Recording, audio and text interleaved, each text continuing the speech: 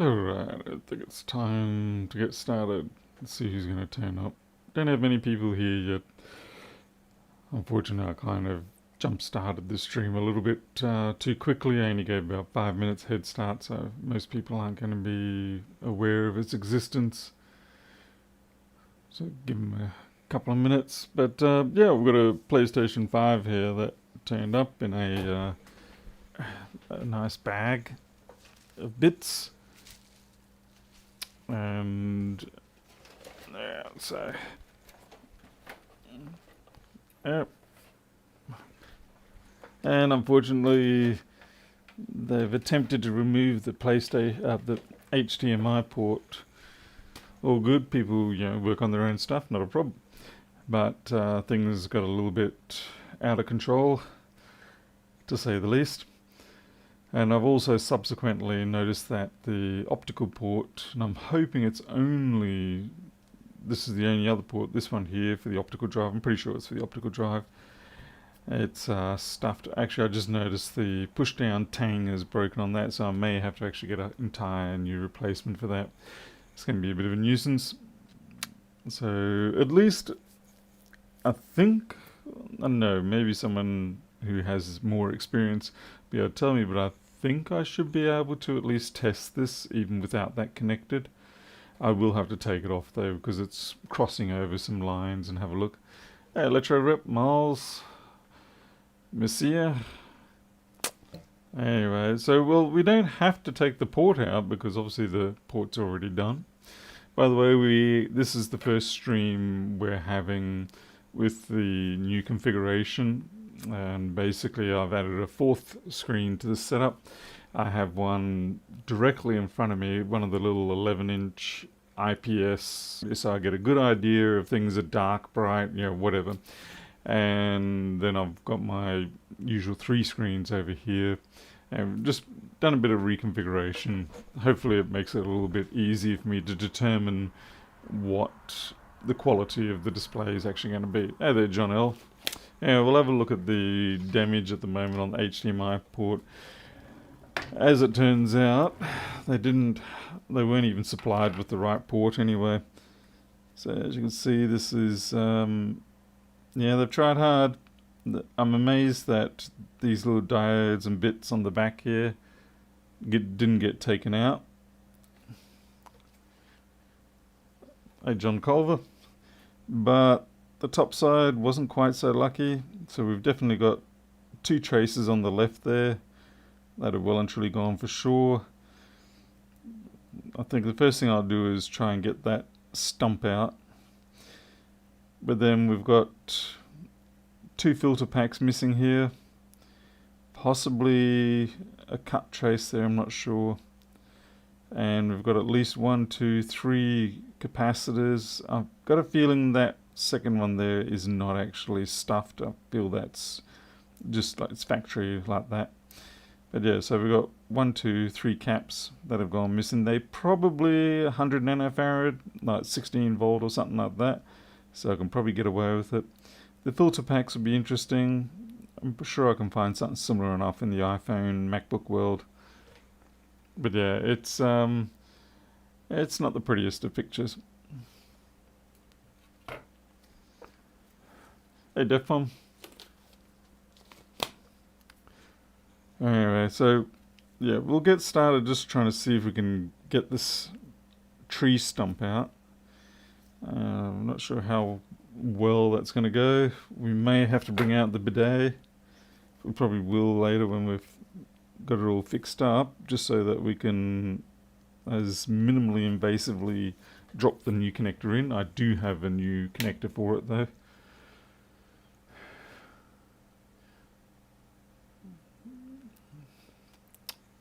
I don't have any donor boards for the switches, but I do have plenty of parts for them, so I might have that in amongst my collection. Hey, Teresa.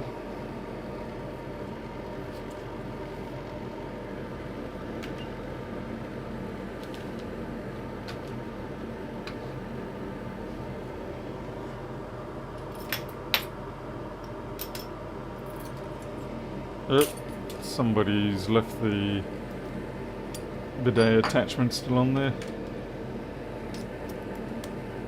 That's from working on a Xbox One S earlier today. At least that one went fairly straightforward.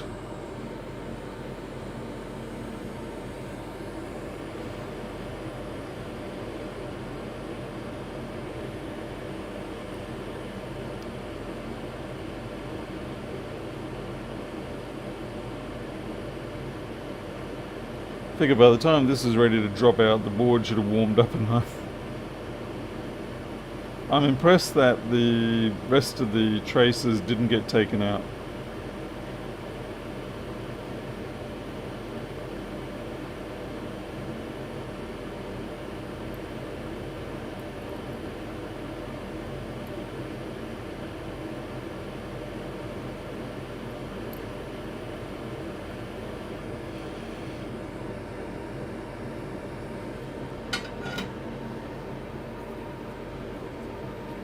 Hey there, Harold.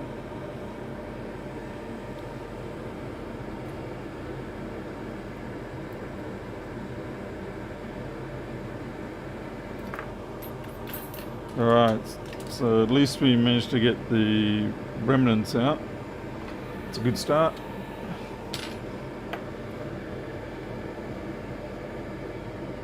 I really feel like I need to give this a good dressing up.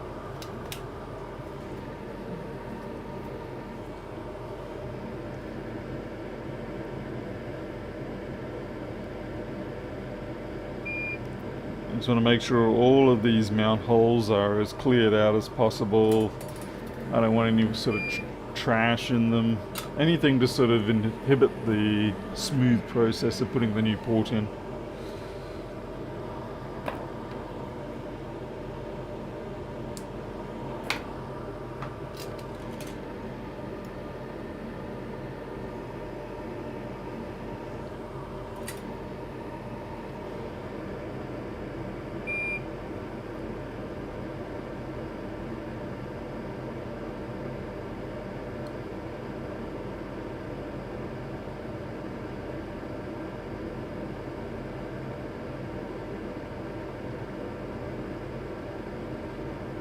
Should have been using hot air to do this. Just going to switch over to hot air.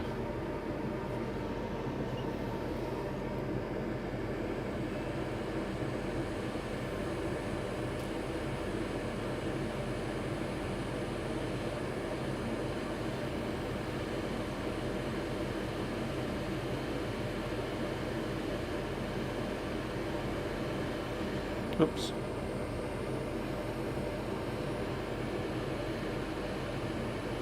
I'm butchering it. I'm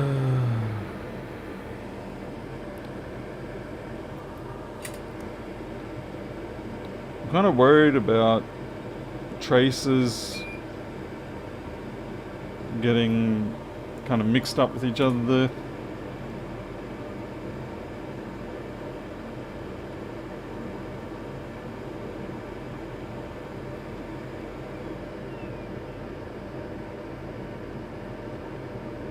Paul, just drop that horrible piece of wick that you've made a mess of and start again.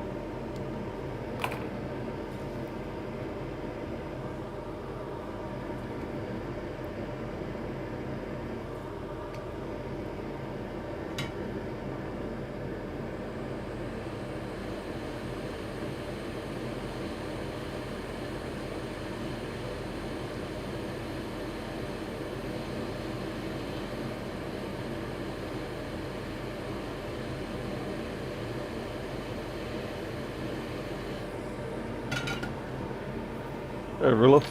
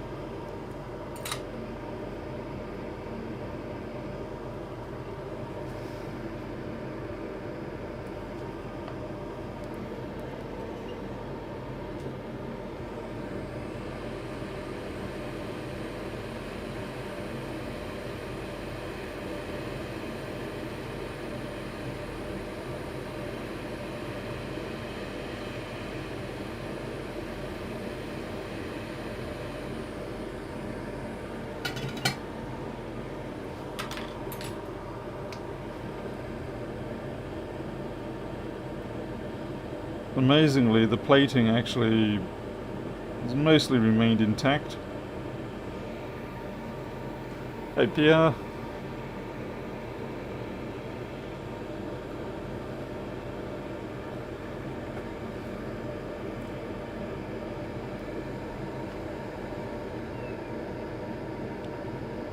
I might have to use the blade to shave off this extra here.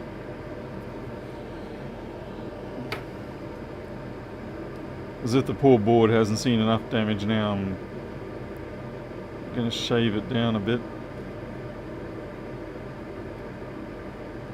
Mostly because I don't want anything setting the connector up to be sitting proud.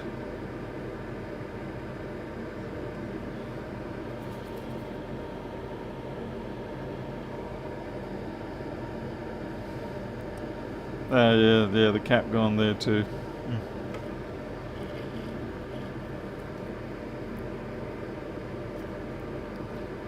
Anyone know the values of those caps?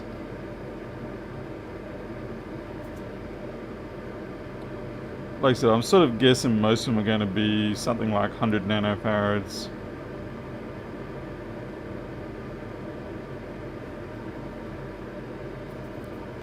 Certainly the board has been deformed.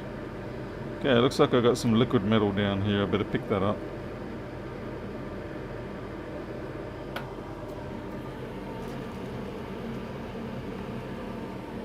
Hey, Sutterbridge.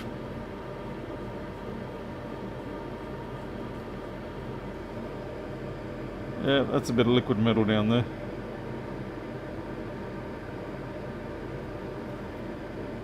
Stuff is nasty. Just gets everywhere. I managed to reclaim most of the liquid metal, at least as far as I can tell. Thankfully, having a supply of insulin syringes, yeah, I was able to get that much back. So I'd say it's about 2 milliliters. Sorry, not 2 milliliters. 0.2, or is that 0.02? That'd be 0.02 milliliters. Something like that. Not a lot.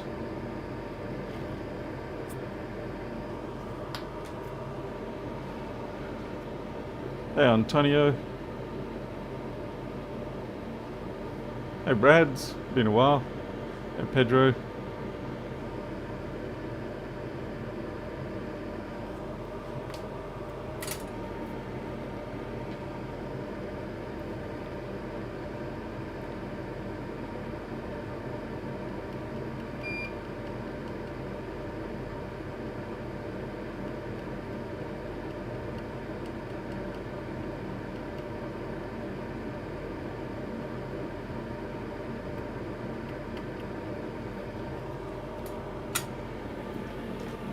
Oh, what?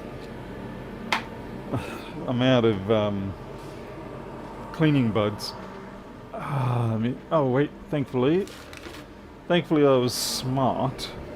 And the last time I ran out to the shed, I got 2 containers of them.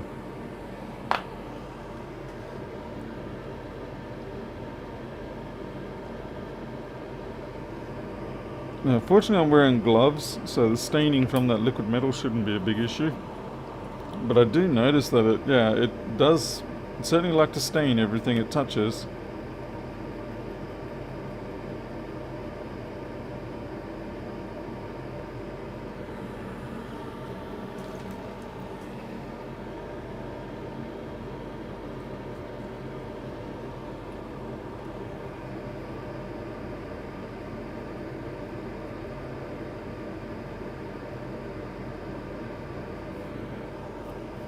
I've got a little bit of a rise over here that I want to get rid of.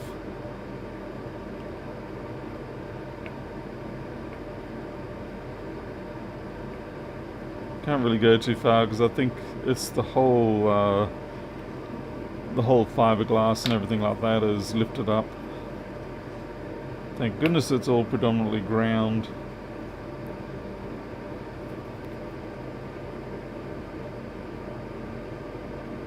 That's well and truly mashed. Yeah, that one's, yeah, that was the one that I had to take out.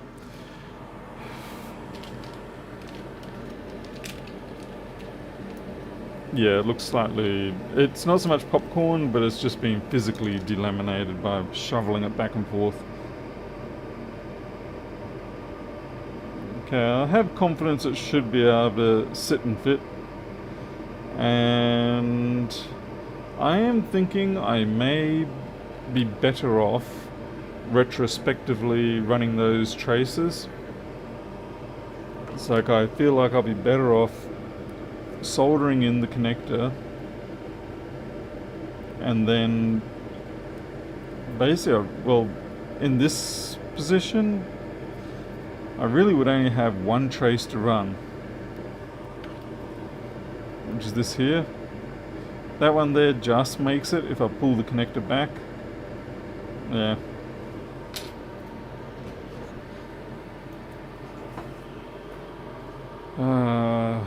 Now the only trouble here, of course, is that I need to know what that cap is.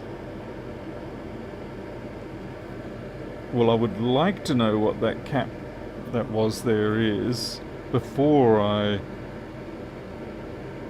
install the connector. Oops. Oops. Whoop. There we go. I might knock this off for 2 because it is sitting proud, and then I will UV cover it.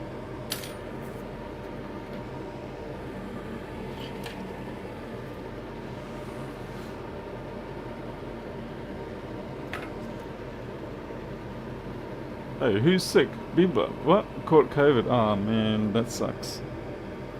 Sorry to hear that. Yeah, because this is sitting proud, it'll mean to push the connector up slightly, and I don't really want that. And because it's just ground, I can kind of afford to do what I'm doing. It's kind of like debriding a wound, I suppose. Yeah, I mean, look at that. That's...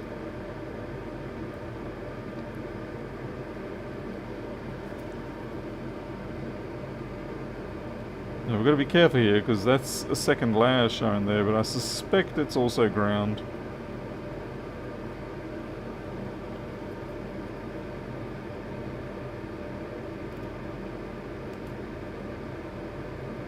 We'll do an angled slice, and that way, if it's not ground, that's okay. See, the other problem is this section here, it's folding down on top of this layer here. I think I need a new blade. That's covered in stupid super glue. Into the trash. 100 nanofarad 201. Thank you, Sean Cosway. How do you know that? Did you measure it, or is it listed somewhere? What voltage? I mean, I can go up to 16 volt without a problem.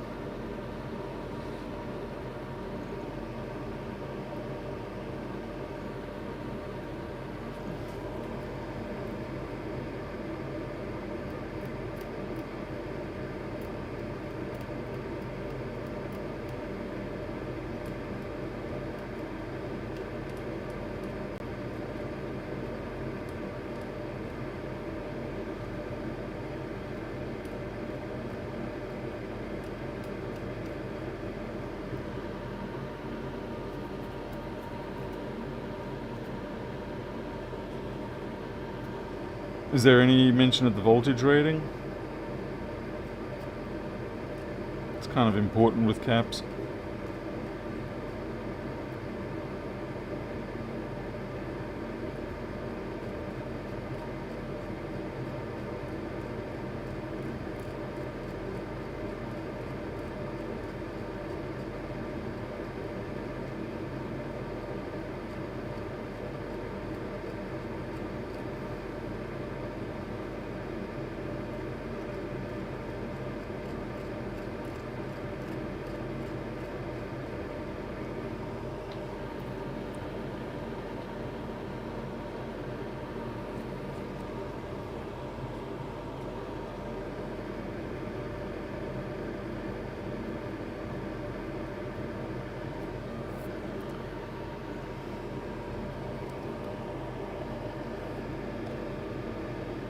Yeah, we've still got a bit too much of a close encounter going on here.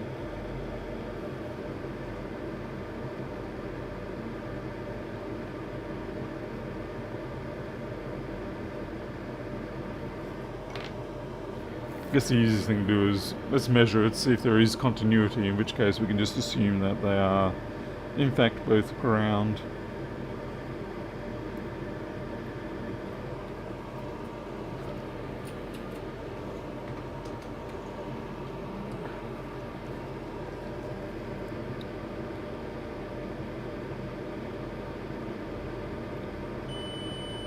Okay, it's highly likely they are in fact both ground.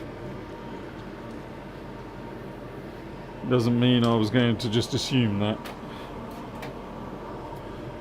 Kind of still feel like I want to clear it back a little more.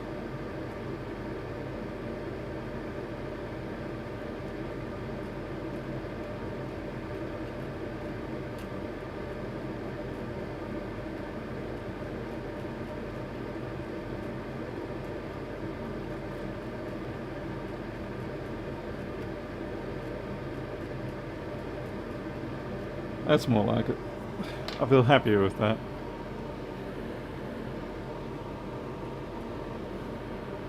$10 volt, okay. So 16 volt to be safe.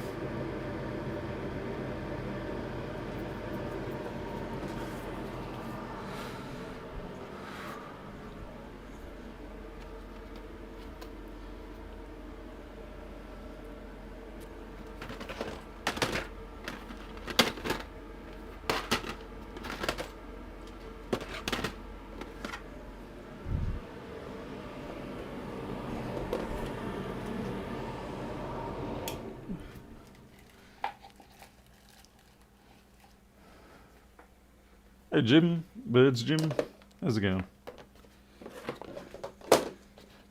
Jim, I've moved that 11-inch monitor. I'm pretty sure this one's the one that you sent. I've moved it to now be my OBS output monitor. I've still got the other one though for testing stuff.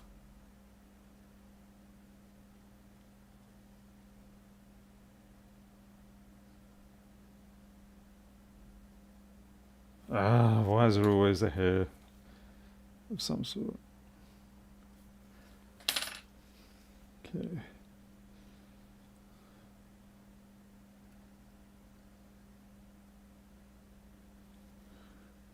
None of this is strictly necessary, but I just want to do what I can. Sheesh.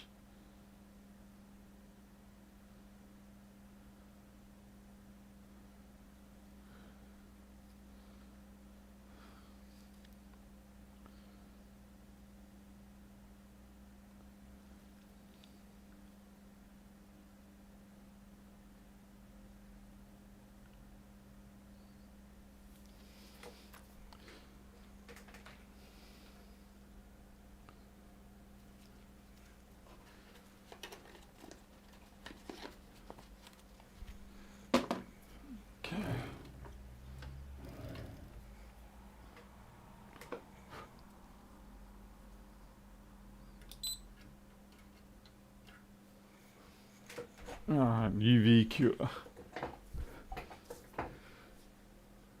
This board's come a long way coming from... That's pretty accusational.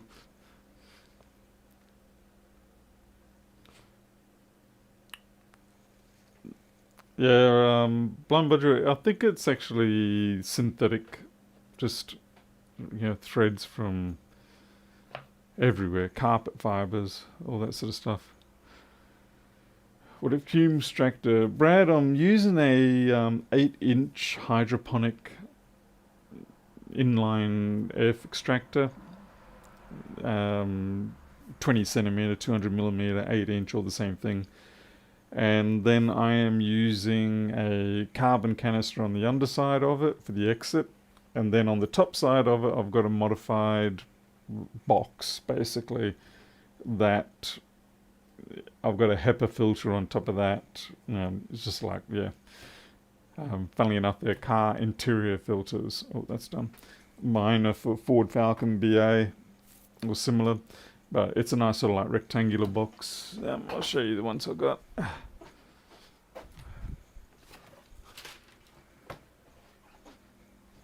Yeah, these things. This one's used, I think. Oh no, this is a new one.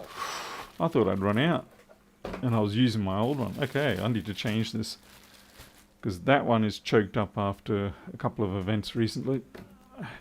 I could take them out and reuse them, maybe blast them out, but I still think they're probably going to contain enough nasties in them.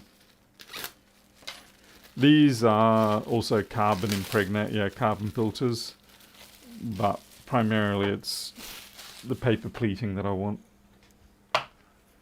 Hey horse, hey Jason. Okay, so just take out the old filter. Actually, I just realised I can actually show you what it looks like because I've made it detachable. So I've got to rebuild this properly. But so this filter sits in there.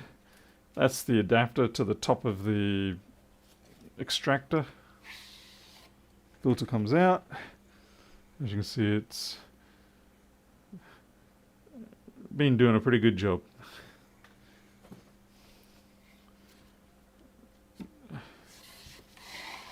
New filter goes in. Now the nice thing is it basically automatically draws itself down to seal. I do need to put a pre-filter over the top of that, and I do need to rebuild this whole box to be a little bit more elegant. But it's doing the job for now. And anyway, so that just again sits on top of the actual filter motor mechanism, and it seals just through the vacuum effect. Alright.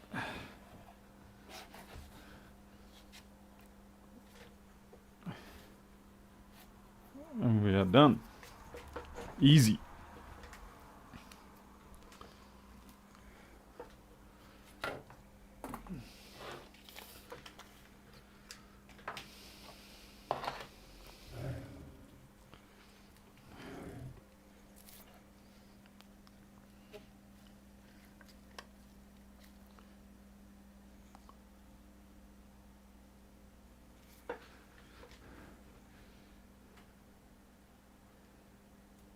What do you make of your Bumblebit laser job you sent a photo of? Wait, Bimble? What? Oh, yes, your anti-bump and stab thing. Yes, those things are actually useful. Alright, so 100 nanofarad we say? 201. It seems impressively small considering the size of this unit. 201 caps.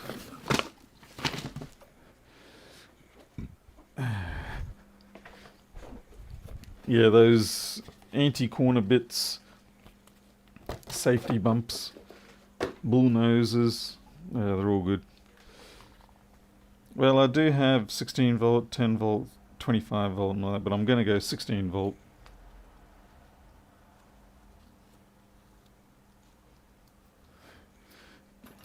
Yeah, you got to watch the fumes. I mean, it's all great if you're willing to, it's up to you, but there we go. 201 it was. Yeah, I'd rather not be consuming more fumes than I have to. As it is, I'm still thinking of upgrading this one to an even bigger unit. I'm thinking of going to full 10 inches and probably dual edge HEPA filtering. The more the better for me. I'm more than happy to just keep adding filtering, and then also get a room scrubber.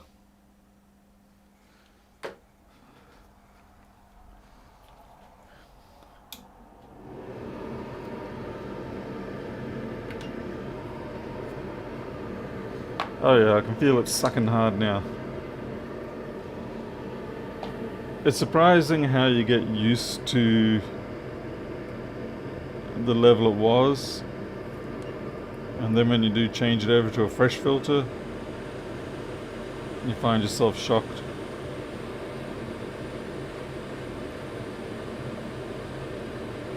Yeah, that's on.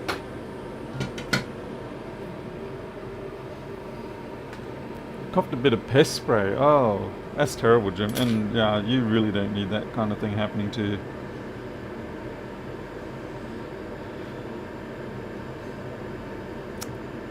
Alright, my question here is... okay, I don't think we're going to bidet it.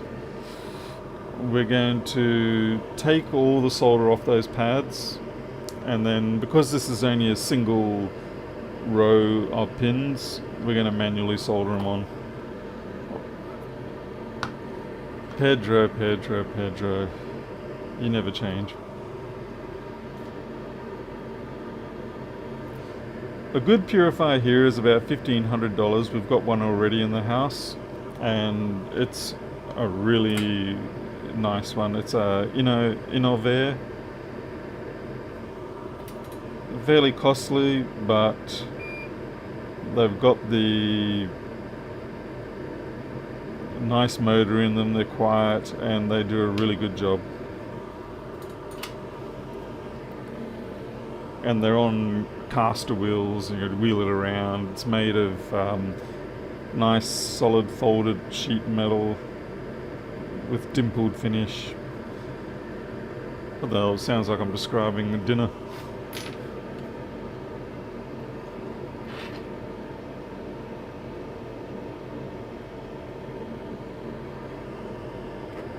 Yeah, I could do that, Arilla. So many things. So many things.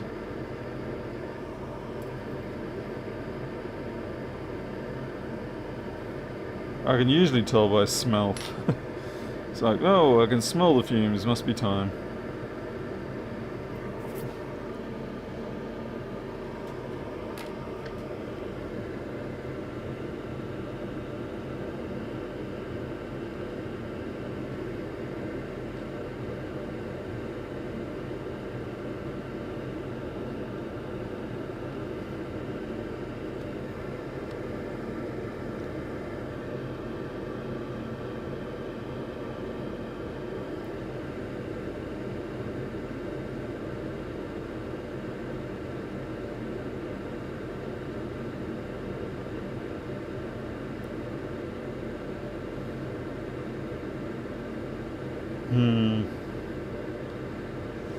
Sorry, I was trying to work out my placement here.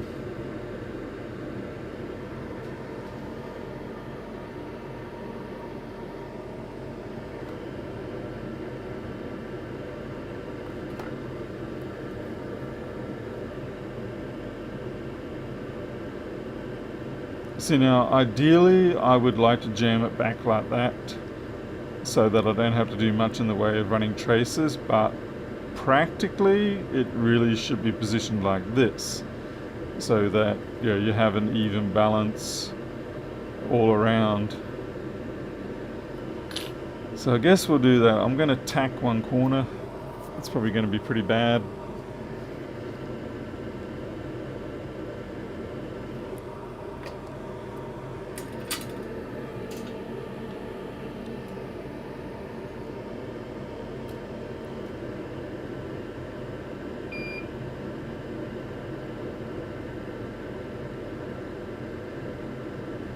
Okay, that's all I need for a tack. It'll give me a chance to see what it looks like on the other side.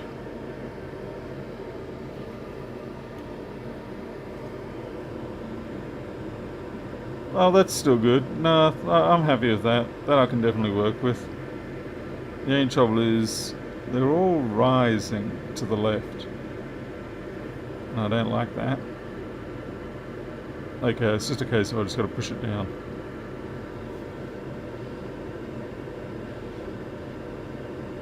Not sure if I'm going to get a good tack on this side here. I'll try my best.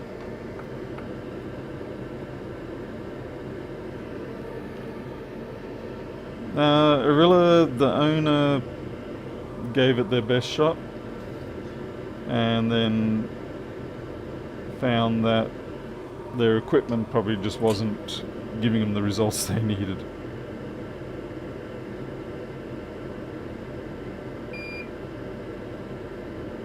Okay, second tack.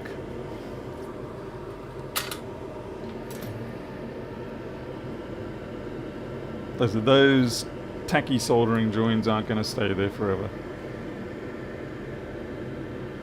And that's looking pretty good. Basically leaving us with one trace to fight over. For the rest we should be able to just bit by bit do up.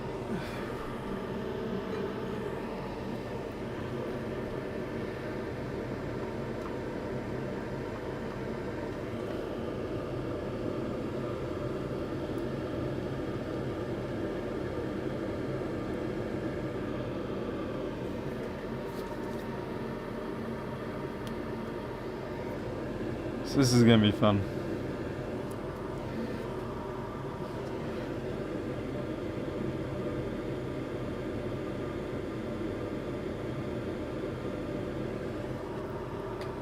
And most of them probably should be okay with the micro pencil.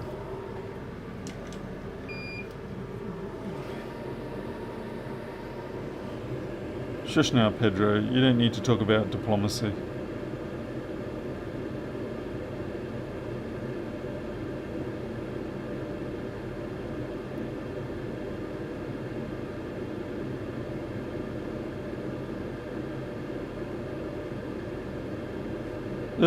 Yep, that's what I should have guessed was going to start happening. I mean, obviously bridges aren't a big issue, but I'm trying to do my best to minimize the amount of after work I have to do here.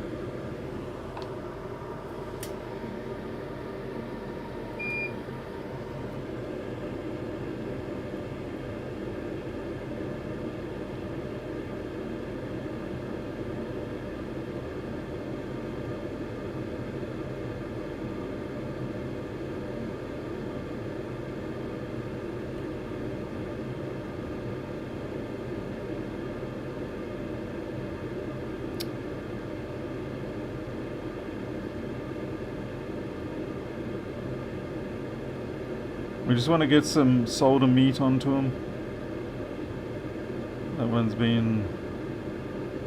Once we've got the solder meat onto them, we can then bring in the hot air.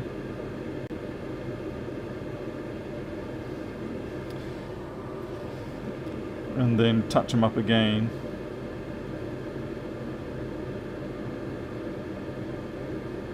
Of course, it'd be nice if the flux stuck around. I think I need a better angle.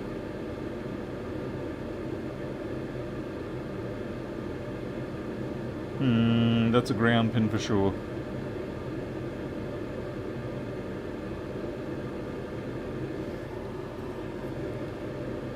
So it looks really, really bad right now. That's going to be another ground pin, I have a feeling. But like I said, once we bring in the hot air, we can then make magic of it. I might even bring in the bigger soldering tip.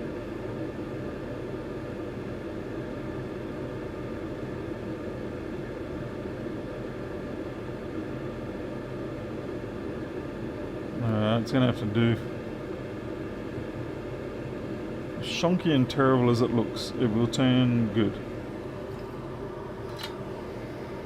Okay, we're going to set the hot air at about, usually about 150 is fine. Ach, niemand. Hey Siri. Fine, don't listen to me.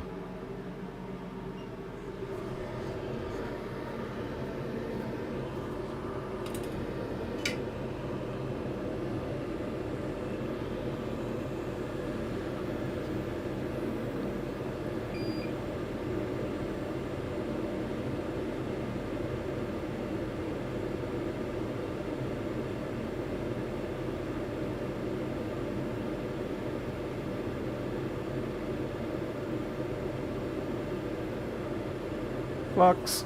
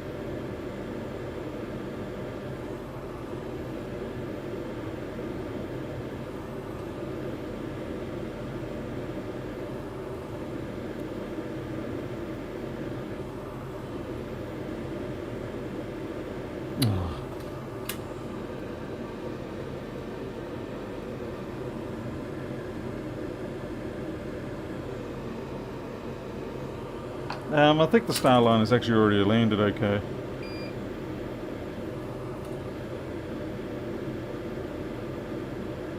You talking about the NASA one, the Boeing one? I'm pretty sure it landed safely in White Sands or whatever it was.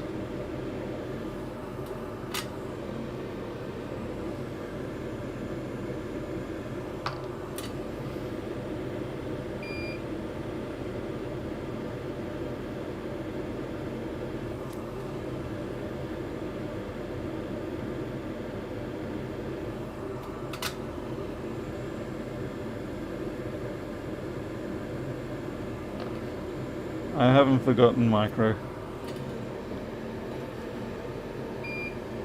It's live now? Weird. Wonder what the hell the news story I read was.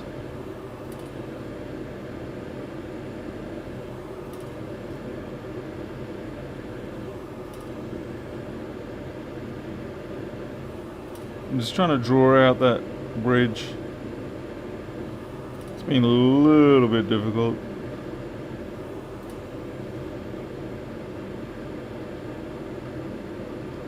Touch the damn plastic, I hate that.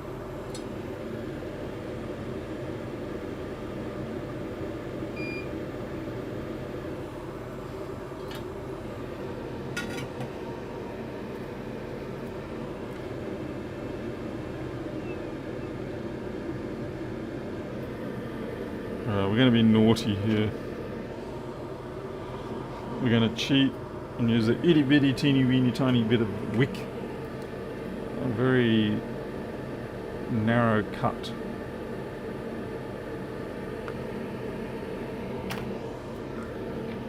Don't usually like using wick for this situation because invariably you end up taking away so much solder that you've got to do the job all again.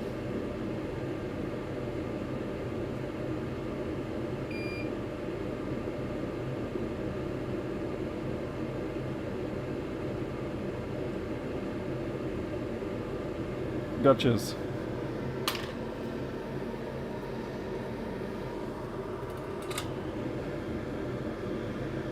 Alright, so now we've got the one wire over there, and then we should hopefully be okay.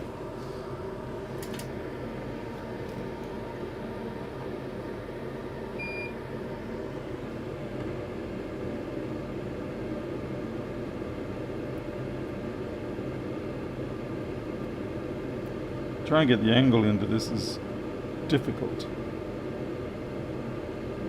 Alright, we've got our blob.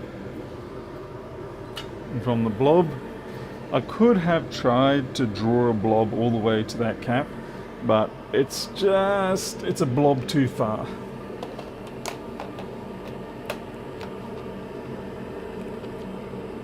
Not much, but just a smidge.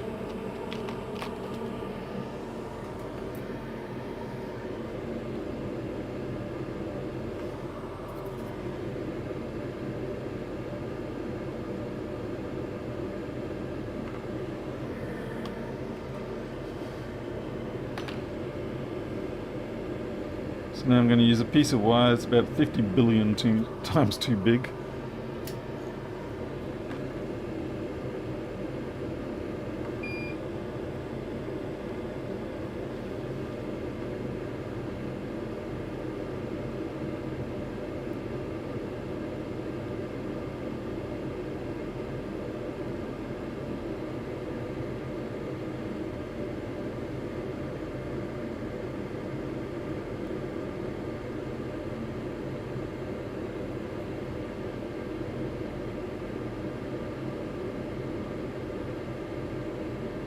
I'm not 100% convinced that it's connected properly.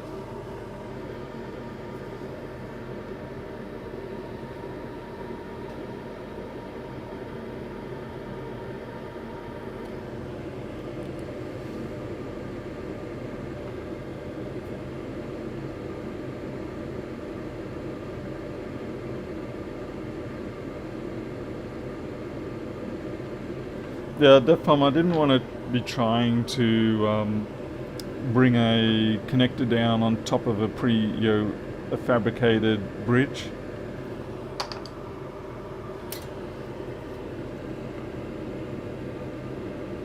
Guess it's personal choice.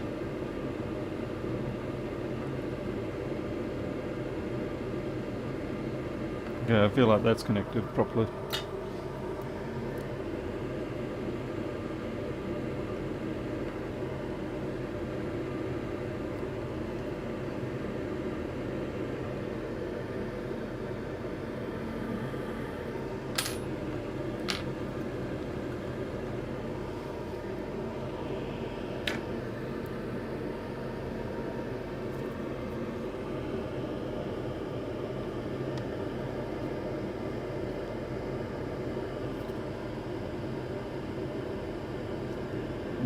Just notice something. Notice how it's ever so slightly skew. Oops, come here. Yeah, it's slightly longer this side than it is that side, and you can see it there.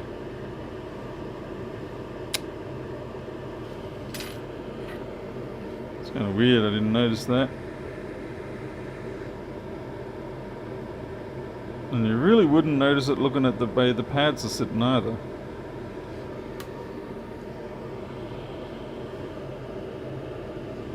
Oh well, guess we're going in.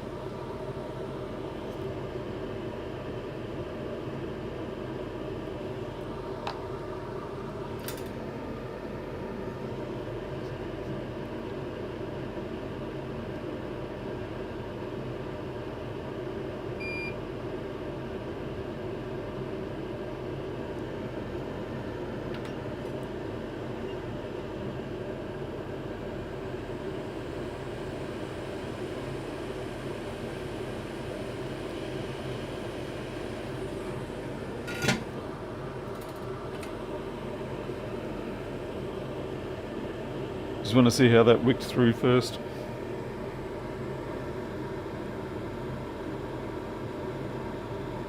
Basically it didn't. There's a little bit of wicking there. We're not going to get a lot on that back one because I'd say the plating has been ruined. But I'll give it another shot.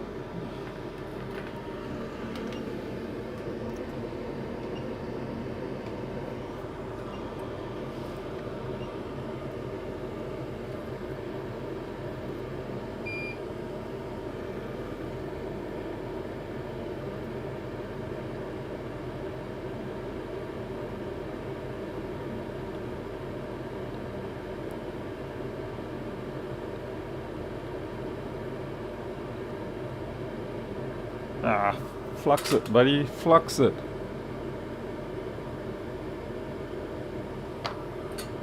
Okay.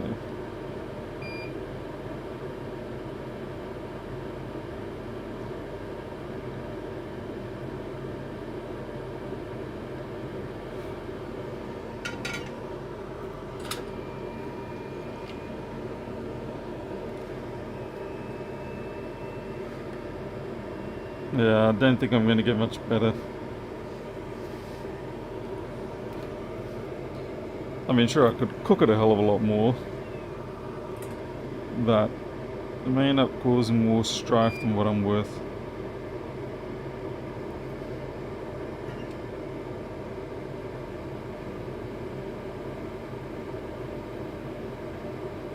Okay, I'll just sort of pop down.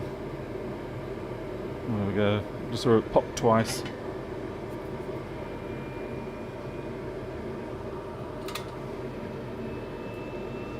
Hey, Tom Morgan.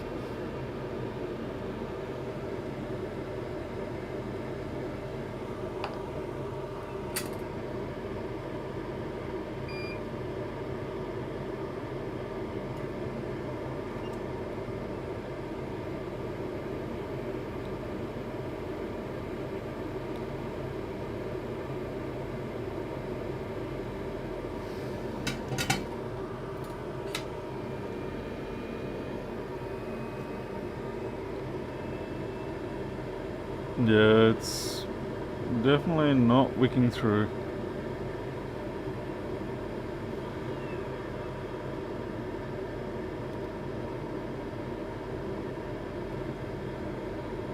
Not sure how well it's going to grip, but we'll try We will try and bridge those.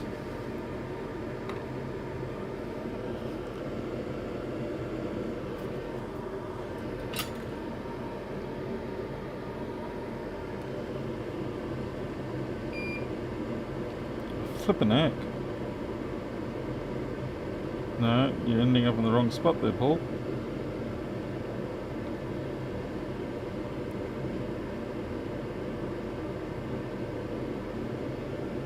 Come here, hot air, where are you?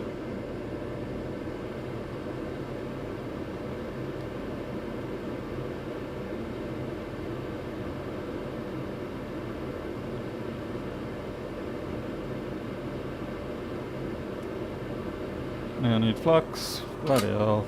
It's a six-handed job.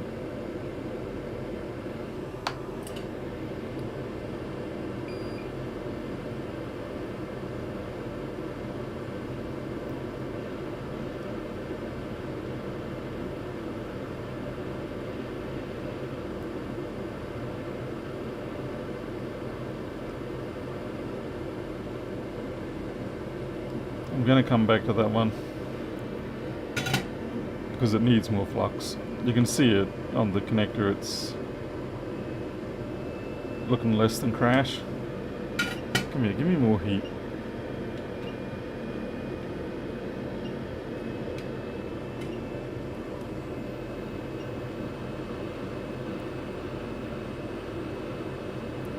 There we go.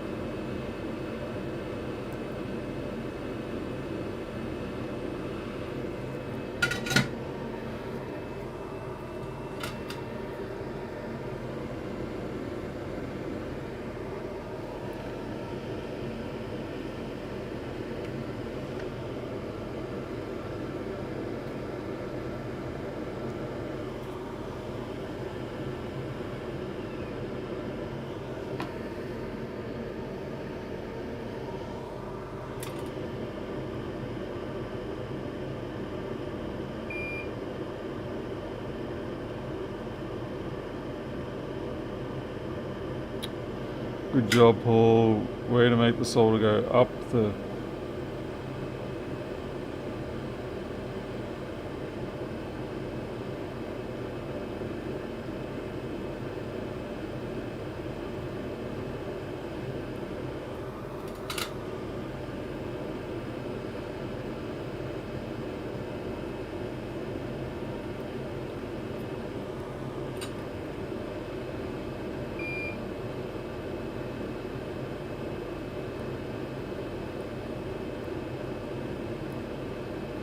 No, causing trouble now. God knows where that solder's going.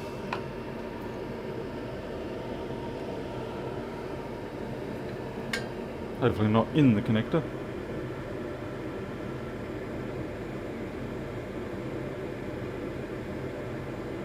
Yeah, it's quite a mess.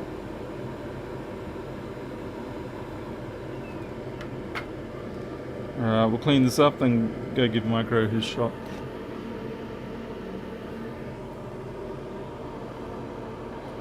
It's okay, it's a little bit late tonight because I woke up... Oh gee, that's a bit violent. I woke up late this morning. So I'm kind of winding back the injection difference.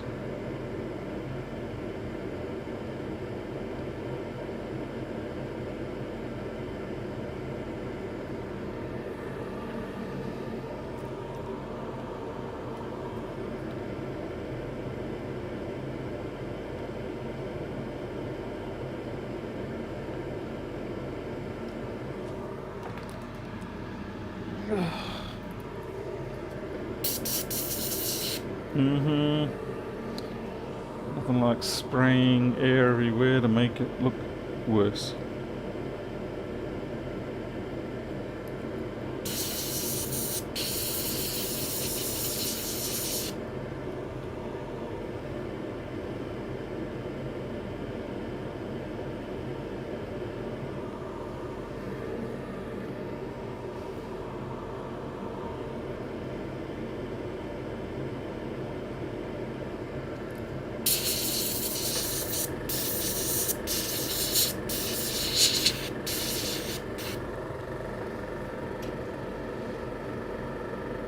Hey, girl. Oh yeah, I've still got plenty more to do. I've got the filters, the caps, I've got lots. Well, at least they're all soldered, so I'm happy for that. But yeah, we'll go deal with micro, and then we have got this disaster to work on. And then we've got the optical cable connector after that too.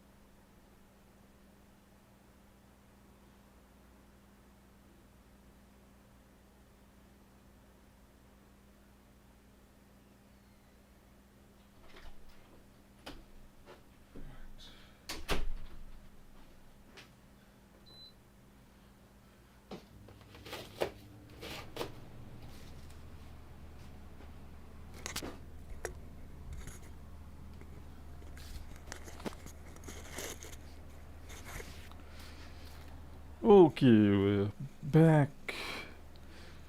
Just unload the pockets.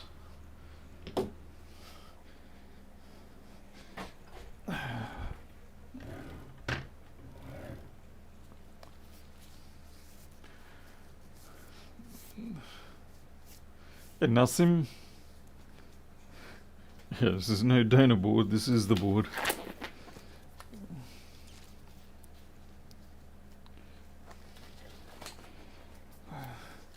Okay, filter packs. Yeah, I'm gonna try a MacBook 1502 type board. Because oh wait, why 15? No, not 1502. We'll use something with CD3215s or 17s. They usually always have plenty of filter packs on them.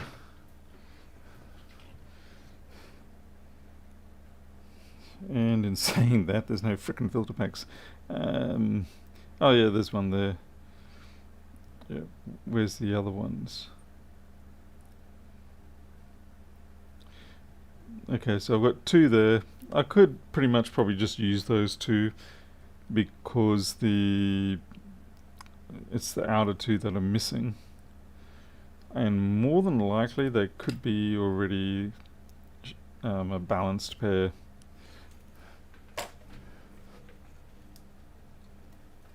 So like the inner two are one set, the outer two are another set. At least I didn't tear up the traces, thank goodness for that. Hey Jason, good night. Sleep well, if you can.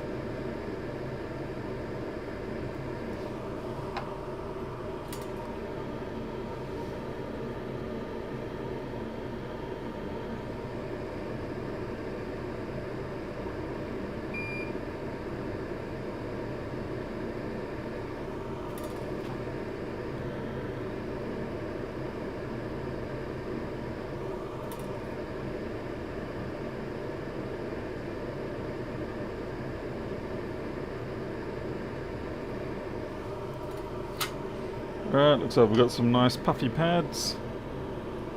I don't even know if these filter packs are the same size, but we're going to find out. They kind of look about the same to me.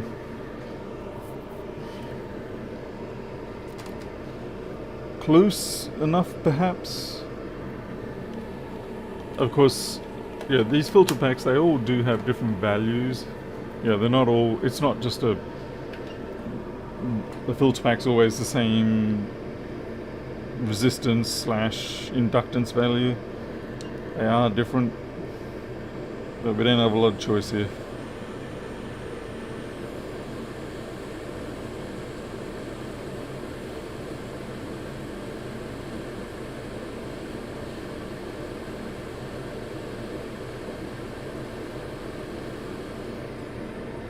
You watch, she's going to be too small.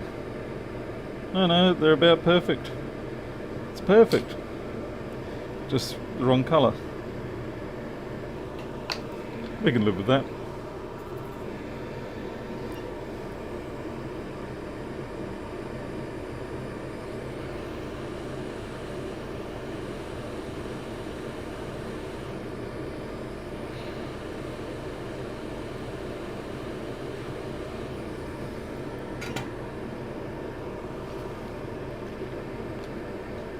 Where's that next one? Looks like toffee, doesn't it? Nice, tasty, sweet, slightly burnt toffee. I don't recommend ingesting it.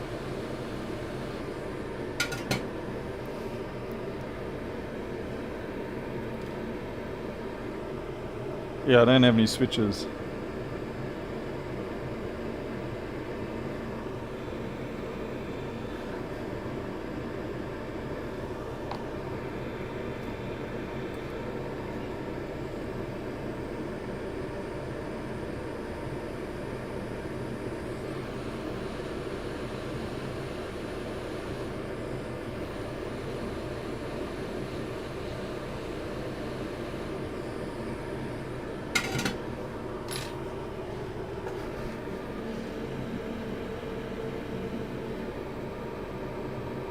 Hey, Mr. Newmy.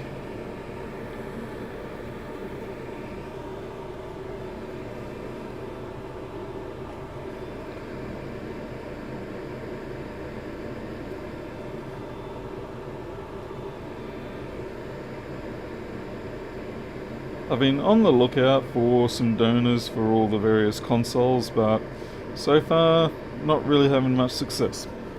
Alright, does anyone know the potential values of these missing caps that are surrounding the encoder? From my perspective, I'm going to say that they're all the same.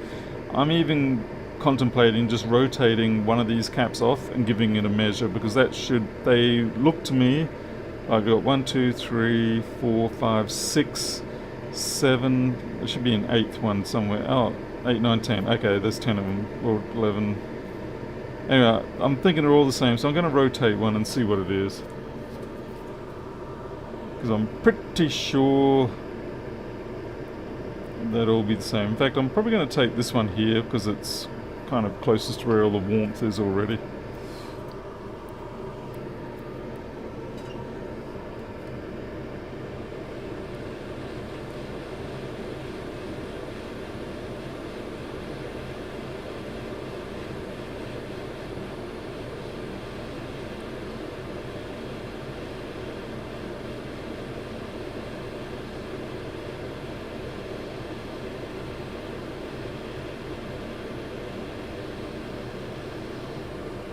That's not how I wanted it rotating. That's tombstoned. Not a good idea to try and measure this cap while it's in a tombstone state.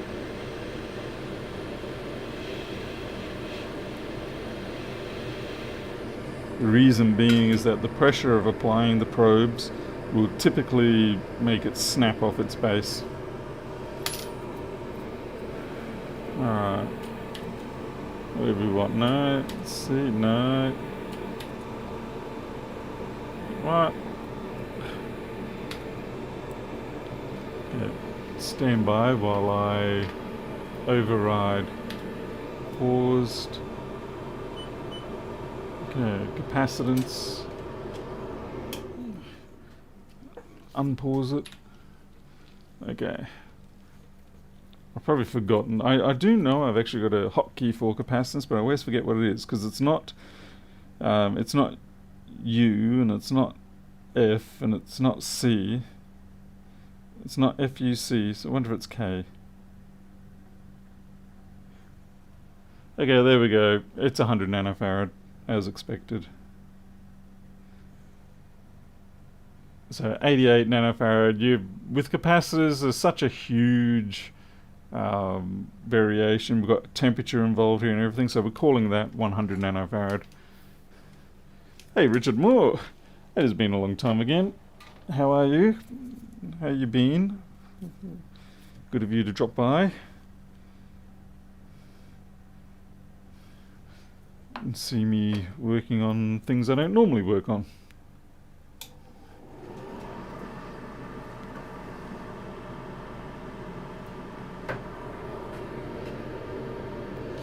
Now, about the only thing we have to wonder about is, of course, once again, what is the voltage value of those caps? We just don't know.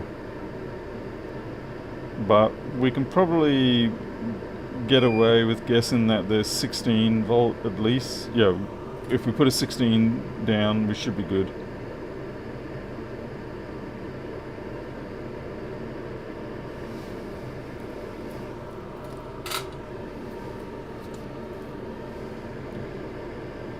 Let's see, and they are 201s as well.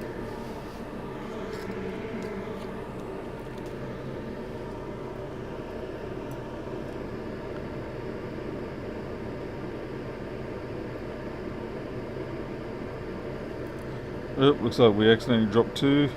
It's okay. We can try 2 at once. I don't advise it. You usually stuff something up and one of them is not happy. You're too busy focusing on one that you forget about the other.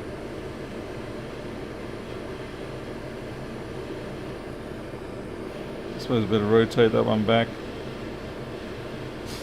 Ow. Okay. I've just got this one down here. Burnt my fingers there a little bit. Like I said, really probably wasn't a good idea to try and do two at once. It's fine if they're right next to each other, but when they're in different areas, not so much. But of course I just wanted to try my luck.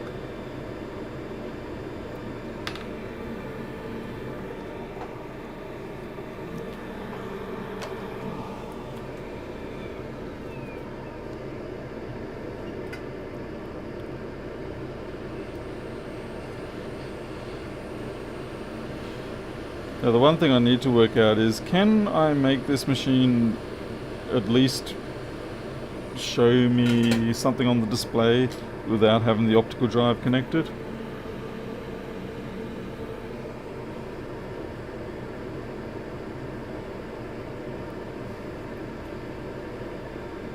Because I sort of want to get an assessment of my situation before I proceed with the next stage.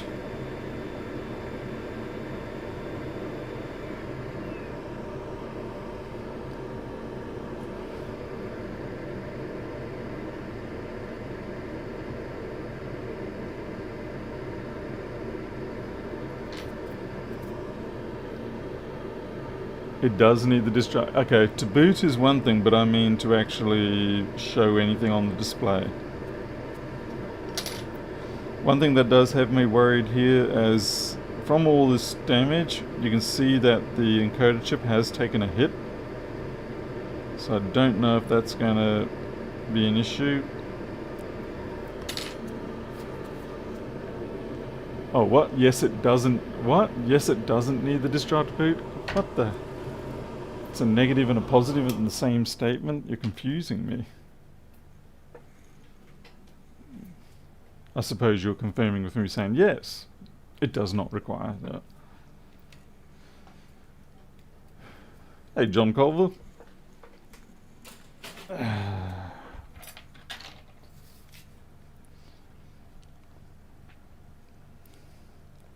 yeah, the optical drive is... Where's that positioned to? It's on the other side of this battery. I'll have to take that battery before I should probably look at this and see if I move it off. English, do I speak it? No. So, where the hell is the clip on this? So as far as I can tell, it hasn't actually torn any pads off magically, amazingly. It's just... Or has it? Oh yeah, no, that's definitely taken off. So the trick for me is that I've got this connector in the way.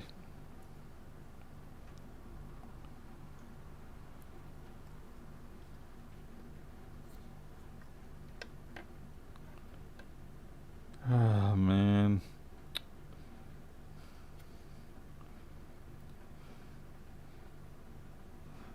Oh yeah, no, this connector's jacked. You can see on the right hand side all those flat, horizontal flat bar sections of the pins. They're supposed to remain on the inside of the connector. So yeah, that's gonna be unpleasant. And somehow I have to get it away from the board. I may end up having to actually take this connector off, which, as you can well imagine, I'm not too keen on. Yeah, I think I'm just going to have to take that whole connector clean off.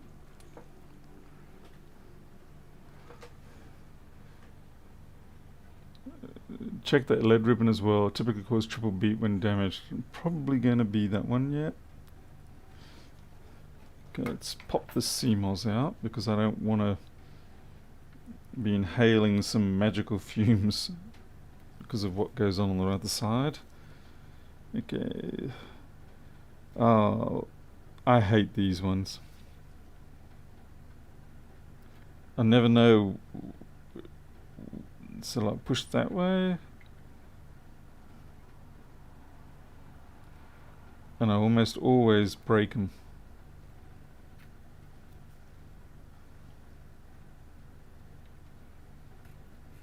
unscrew it. No, I'm just kidding. I'm kidding. Would be wise to save SPI EEPROM dump.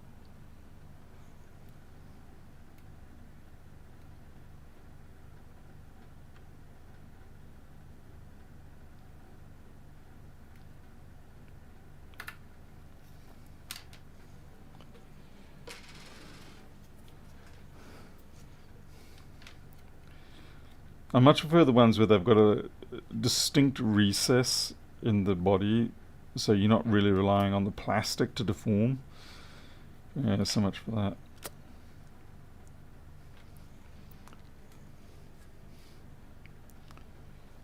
Alright, now, how to get this off without too much damage to everything around it. Now, of course, the brutes amongst you will say, well, just cut it off, which I would have no problem doing so, but I fear that I'm better off hot airing it and doing a little bit of damage to this than I am to try and cut it off and ripping pads, because at this point I don't think there's any pads ripped, I hope. So I'm just going to go slow. Yeah, slow. 450, a bit much.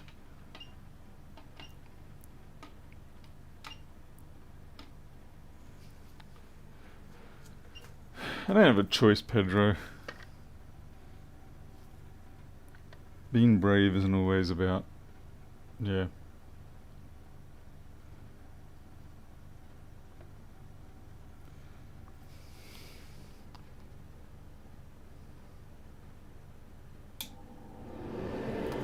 Unfortunately, the battery plastic is there below it. So yeah, it's not an option to go that route. Otherwise, I probably would have. I just would have loaded it up on the bidet.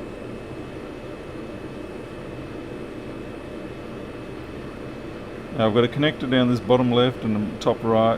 What am I talking about? I'm not worried about the melting of it. That's my least concern at this point. Yeah, top left, bottom left. I've got two connectors that I've got to watch out for.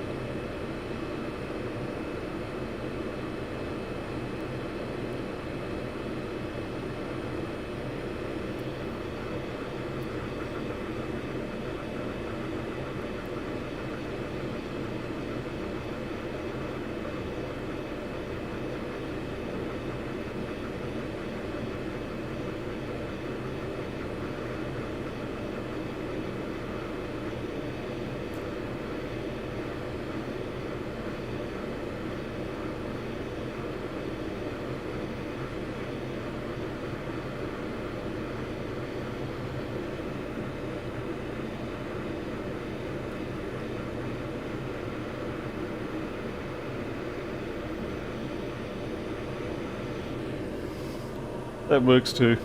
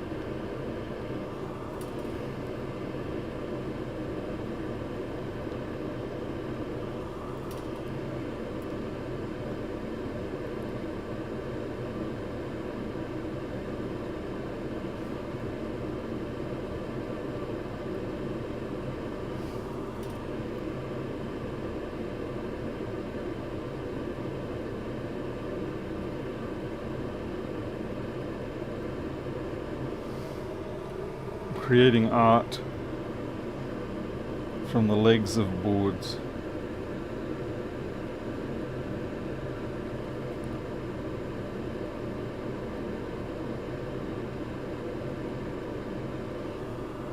Gotta be a little bit careful here. I can't just sweep it over and assume it's good.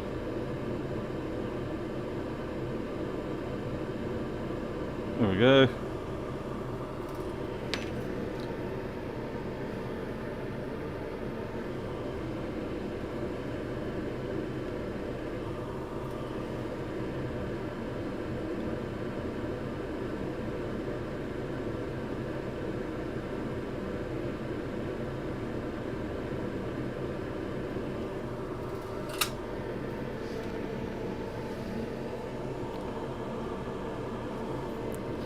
Now, because my big issue here is going to be, where the hell do I get a replacement one of those connectors?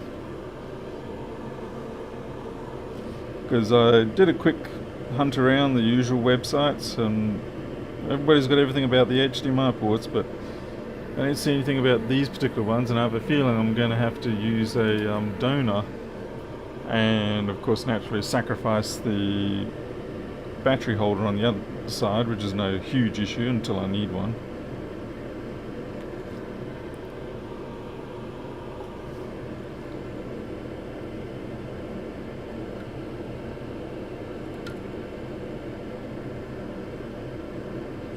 Yeah, we're going to leave it be like that.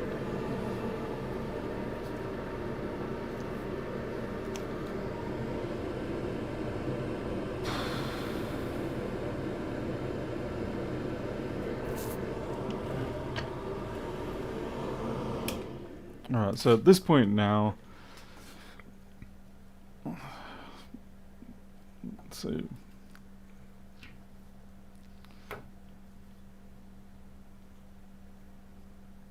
I'm trying to think whether I should put that back in or not. Right, okay, so this has arrived to me in a completely disassembled state, so now I've got to actually, without having disassembled it, reassemble, at least to the point where I can test the HDMI. There. She looks a little gnarly. Random bits and pieces of crap everywhere. Oh jeez.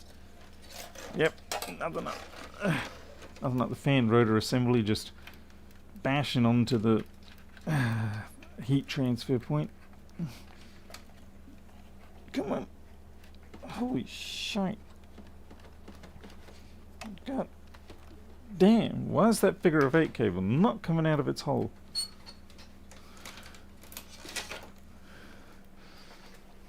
Okay.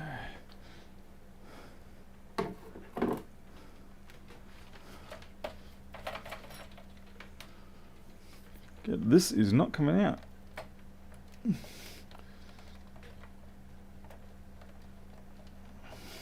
You kidding me? Come on, that's got to come out.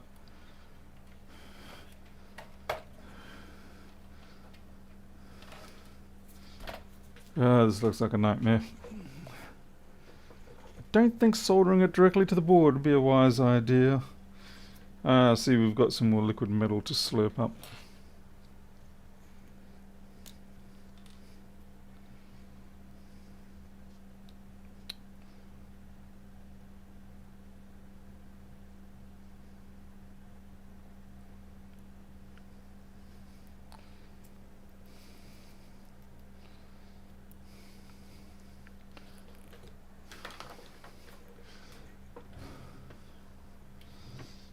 It's going to be out of focus, something fierce. Sorry.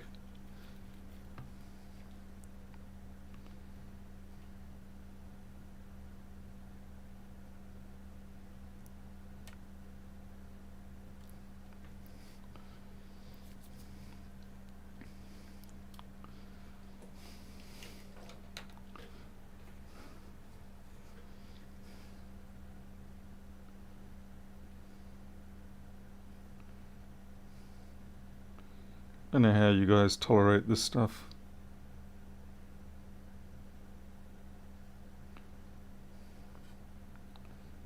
Honestly, I swear Mercury behaves better.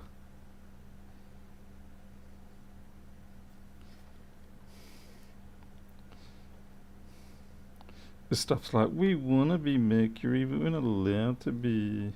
Yeah, I've lost that stuff. I'll use a smaller swab. IPA on the Q-tip. Okay. Oh, jeez.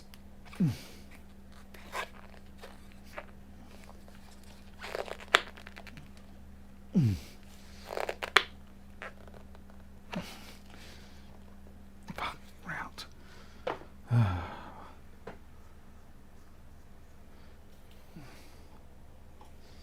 Okay, what's the IPA do? Let's have a look. Oh, I see. Thank you. Much appreciated.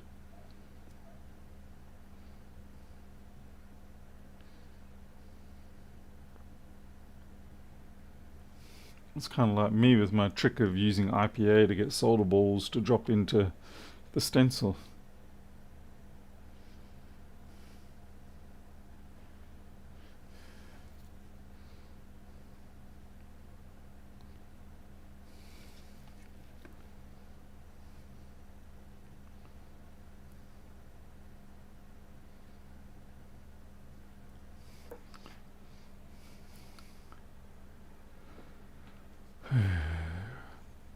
Why would you put it on a 4090? I suppose if you're overclocking it or something.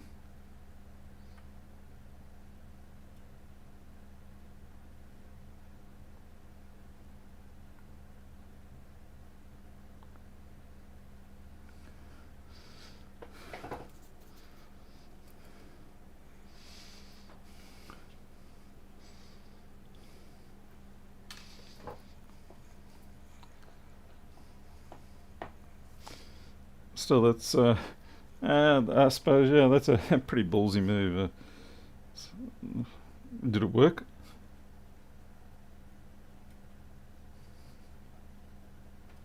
It's intriguing that they have actually intentionally left, I'm going to guess anyway, the transfer metal block with grooves in it.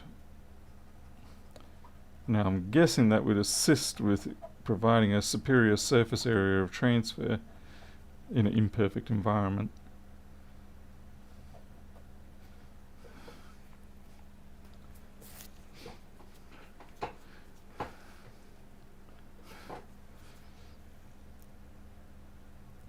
Okay.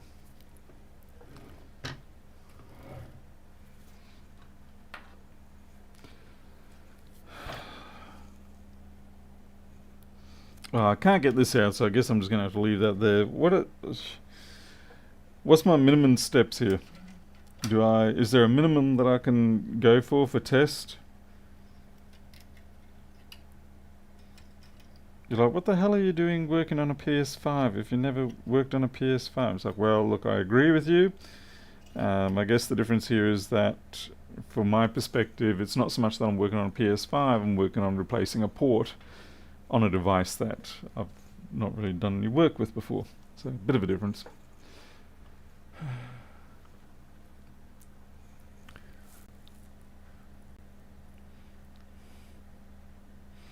So yeah, what can I go for here? I'm going to guess I need to put the liquid metal back onto there. Put the board down, face down. And what do we got for cable connections here? I suppose I should pop the board down, put the APU clamp on and test. That's all you need for a quick view. Do I need to put liquid metal back on? Should I put, is it safer if I put a little bit of traditional transfer paste or what? 2 small ribbon cables, okay. What's this big sucker?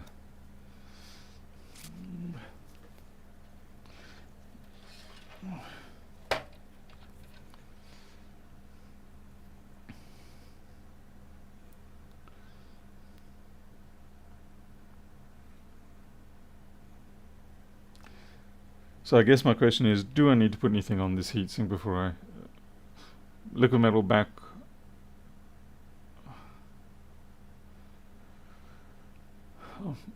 Back both on APU and on the base sink.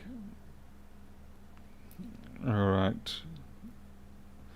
Do I put like half on here, or what's the preferred technique? All of it on the one place? Half on, or half and half? Just a single blob in the middle? So I'm not a fan of this stuff.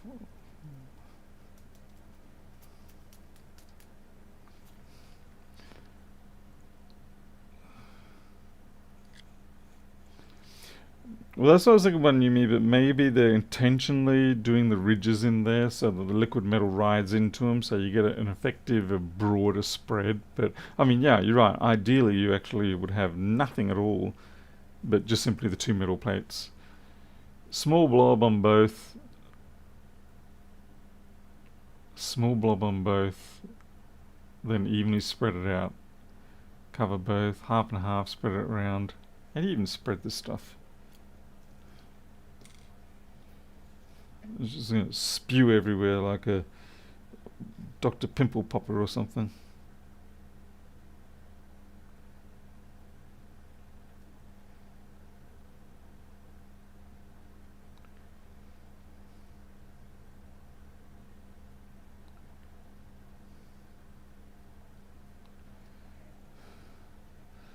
Oh, we got pressure. Someone needs to take the pressure down.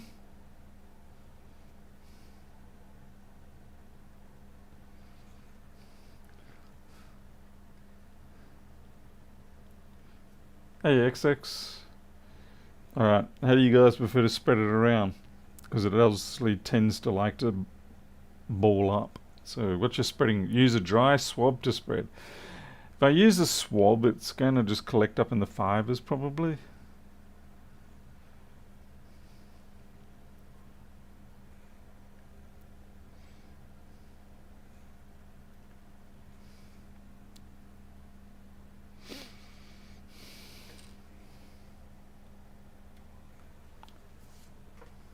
So like, you're talking about a swab like this.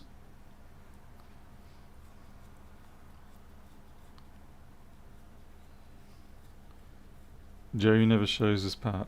What, the part of panicking? How do you spread this stuff? It's awful. I'm guessing uniformity is not really the deal.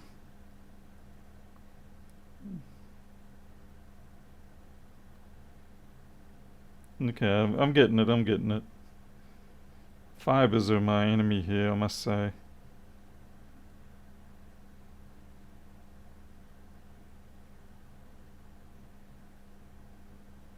I can see I've got some fibers in there I'm going to have to draw out. I got the gist of it, thank you very much. Scrub somewhat hard. Oh, okay, well, stuff that one up. Let me get those fibers out before they cause grief.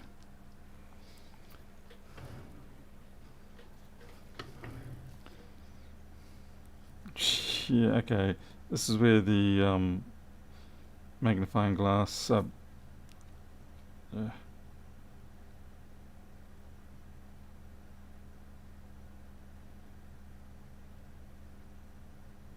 Gotcha.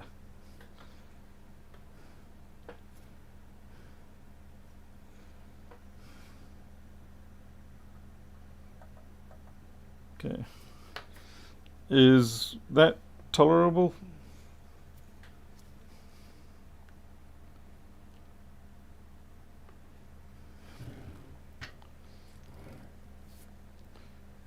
I suppose we're only doing a quick test. We should be able to get away with a little bit, right?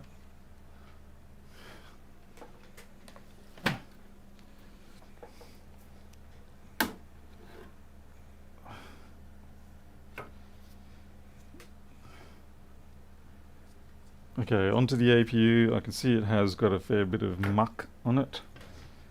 Thank you very much for providing the insights. I do appreciate that.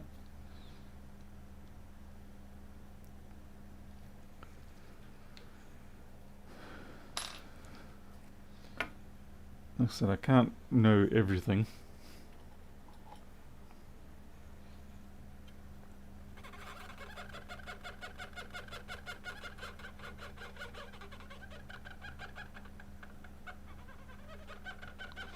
Sounds like frickin' kookaburras.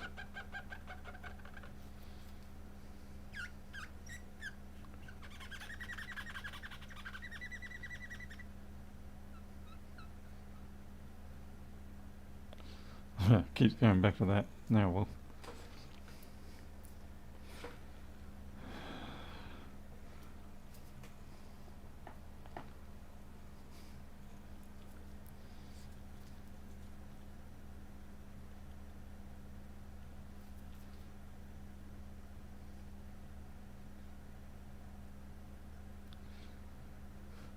You can see there's smidges of liquid metal down here. Not a lot though. Okay, let's add some more. There's plenty more coming.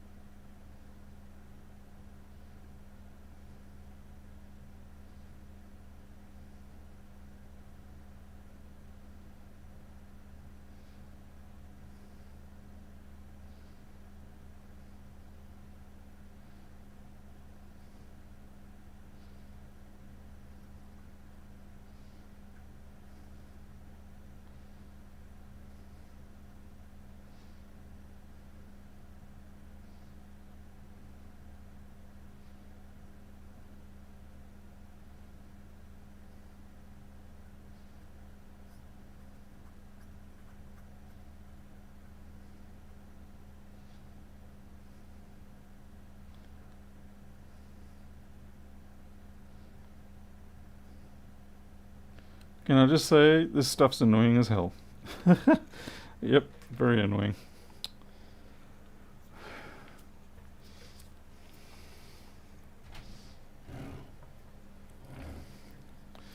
Alright. I suppose I should put the battery back in, right? Okay, that's back in. And should always safe your needles. Right.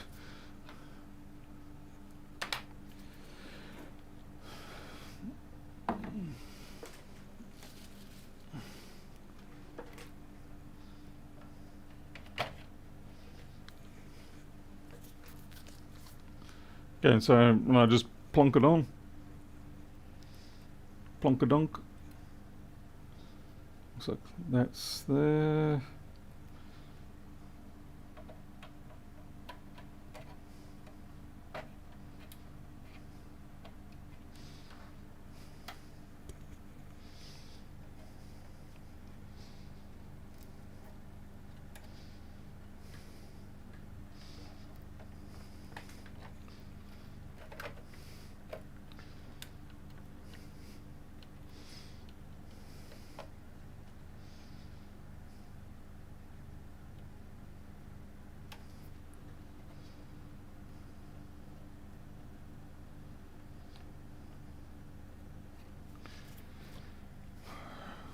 And I imagine I need to wait. Why? There's only these two holes. I'll put this in right.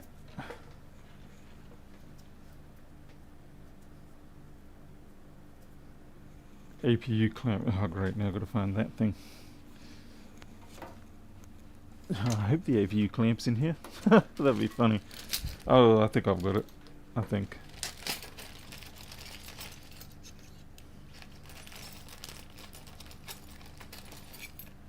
Okay, well there's got to be a spreader, right? This is the spreader. Okay, spreader, that's not it. And this goes on top, obviously in like so. By the way, these are the connectors that they were sold for a replacement for the PS5. As you can see, that certainly would not work. Okay, now we're going to have to put our engineering skills to the test and work out which screws we need for this, and I'm going to go with it being these ones.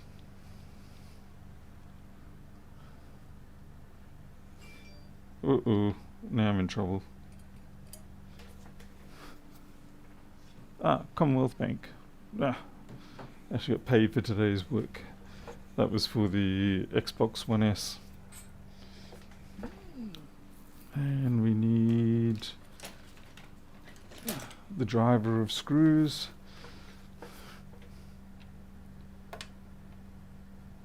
Ah, damn it, I picked a P2 instead of a P1. There we go, P1.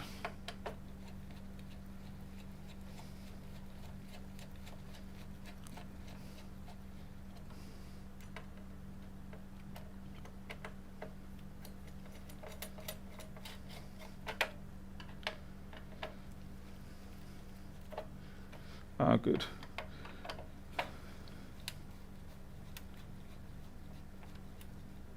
Okay.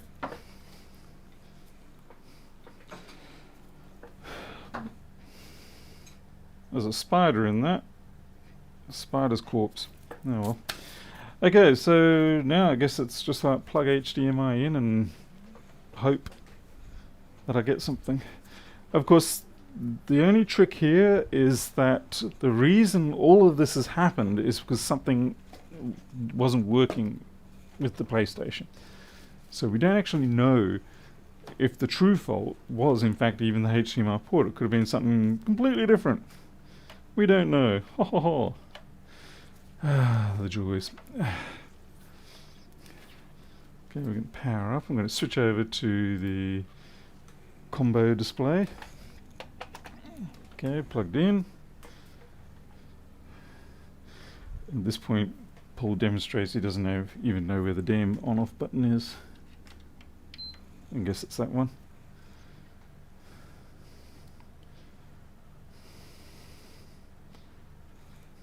What the hell?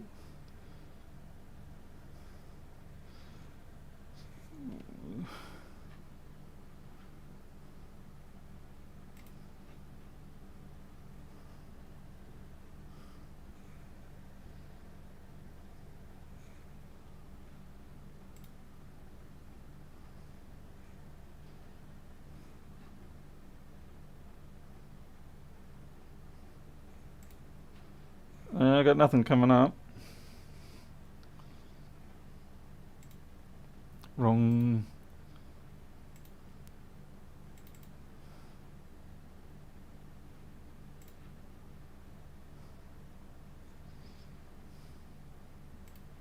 So this is... I've got white. It shut off. Okay. Above.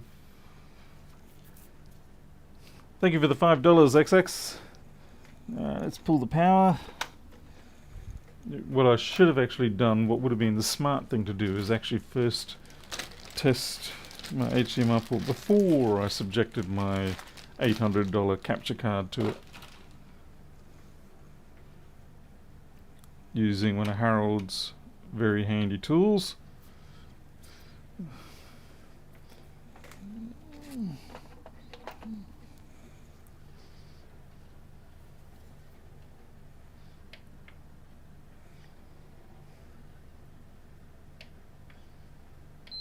Oh, it's the big one, right. Okay, we've got EDRD, we've got 5 volt, we've got power. We're not showing any data yet. Oh, okay, we're back. We've got data on everything, flashing. Okay, so what the hell's going on?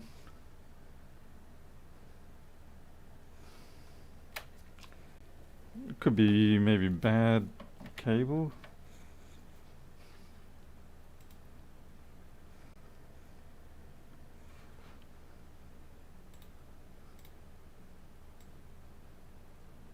It just blanks out.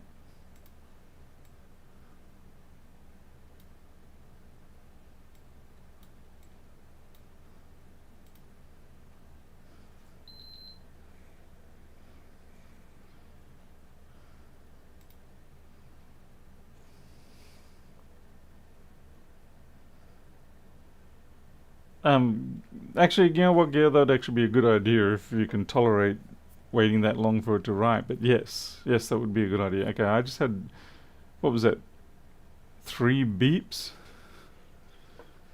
Let me switch off the overheads. There we go.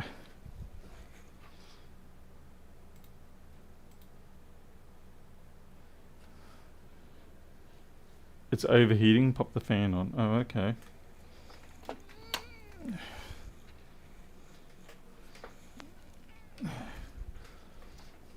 Who needs to read the internet when you can just... How's the fan going to even help with this? It's not even that hot.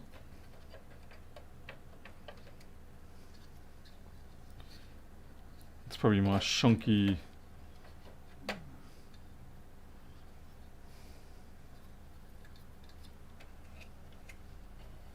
Where the hell are the keying pins?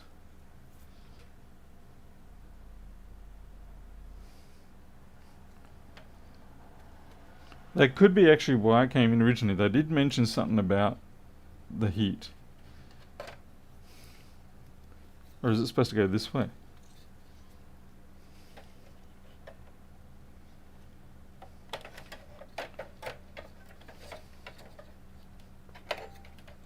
No, what is going on here?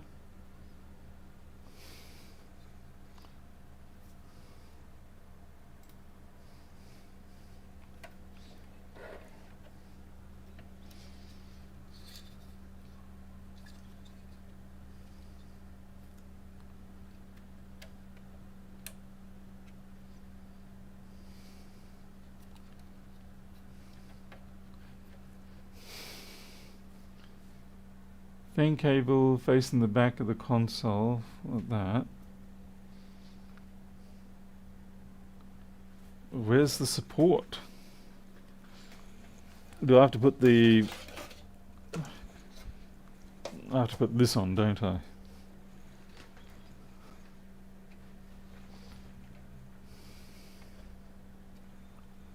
Yes, I do. I can just tell by the design of this top that I do.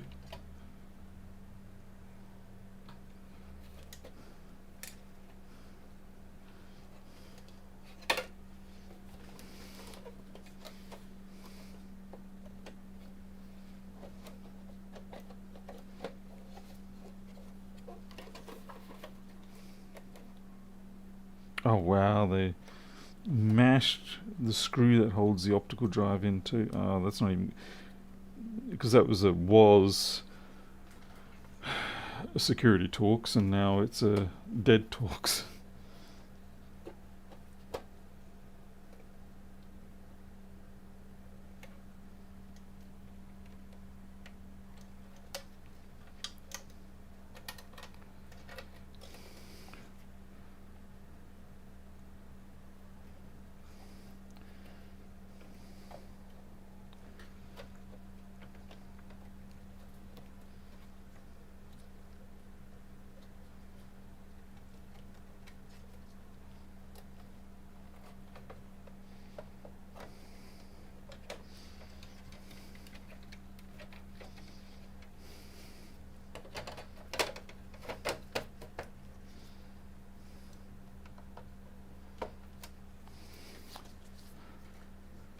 Yeah, big flex cable is unplugged because there's nothing to plug it into, I'm afraid.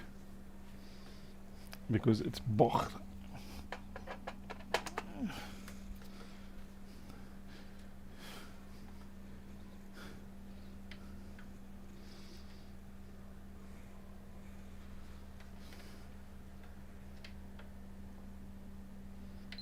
Right, there we go.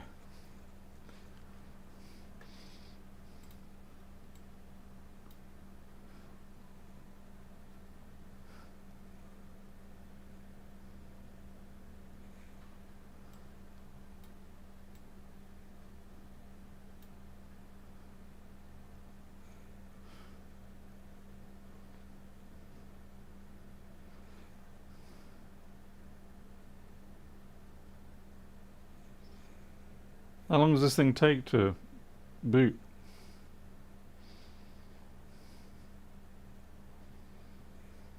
What's HDCP? And then it disappears.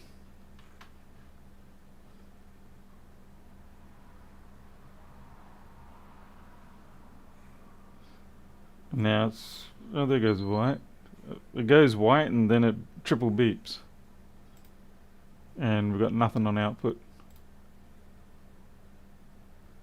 Oh, high definition content protection, copy protection. Oh, jeez. That probably be because there's no optical drive, right? Because isn't the copy protection thing in the optical drive? So it's going to have no communications with the optical drive at this point.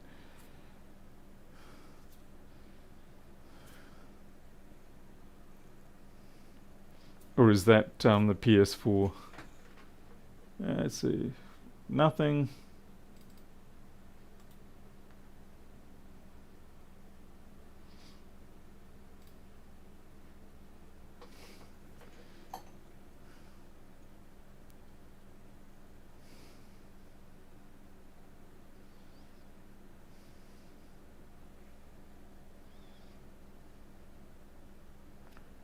Capture cards aren't... okay, try normal. Oh, okay, alright then. Let me just get another screen then. What a posterior pitta. I thought it'd be able to work through a capture card. Alright, that's fine.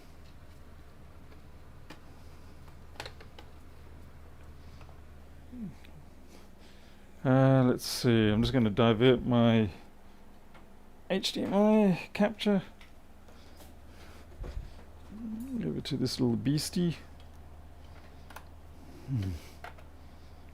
Come on, don't frickin' do that. Sorry. Right.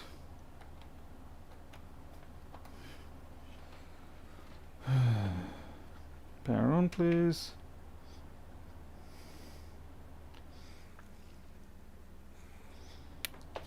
Welcome. Okay, let's go for... we'll go for face. Okay. Oh, we got something. Alright, what does it say?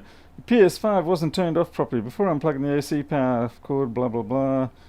Don't unplug the AC power, you're so naughty, we're going to beat you the next time you do that. Okay. And unfortunately I can't press OK.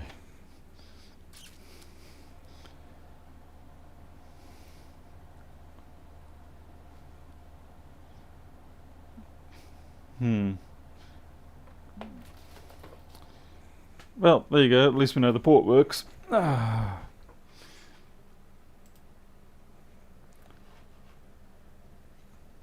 don't have their controller now. I have got a PS5 controller, but I don't have their controller.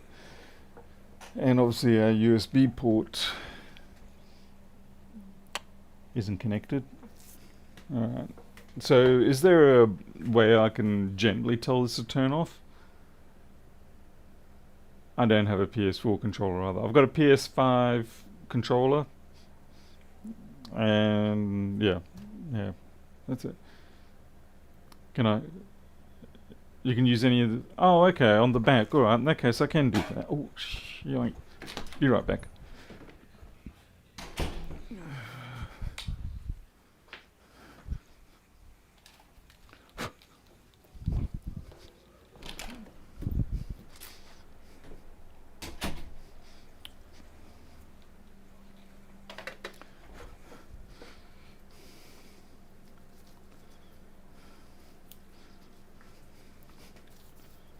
Okay, not sure if this will work, but we'll find out.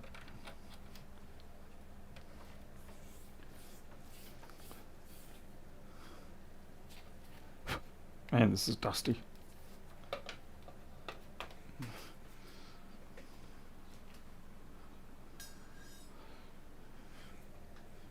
This is going to be fun. Alright.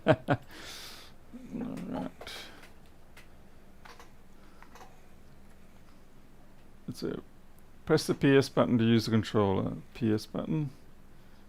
Yeah, doesn't seem like that's working for me. It's alright. Back here, Paul. I don't know. Oh, it is, right. Okay. Hey, okay, cool. We got it.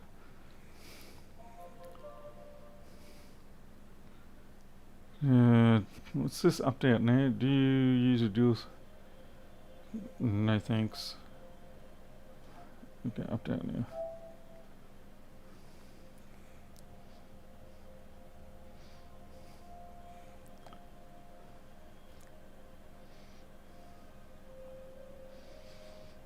I forgot that these monitors have built-in speakers. They're amazing screens. That's full high def. And yeah, they've got all like... you got your RCA, you got your BNC, you got your VGA.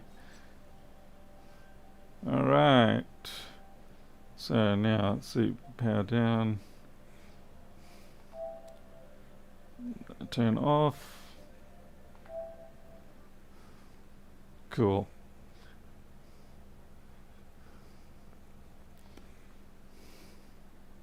That's it. We had a win.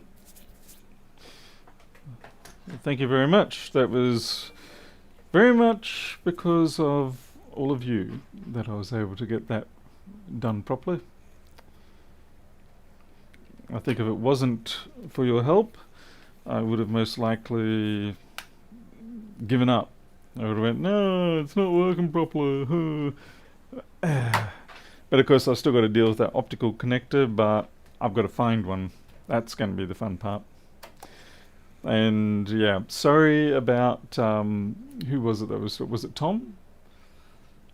Who was talking about the copy protection right at the beginning. I think actually multiple of you were, so sorry about that. Forgot about that being a thing with these systems. Because like when I was testing the Xbox today, the Xbox was fine with it being connected up to the capture port on the card. Clearly the PlayStation's not. We don't approve of that. No, that's good. So yeah, where to get another one of those optical drive connectors?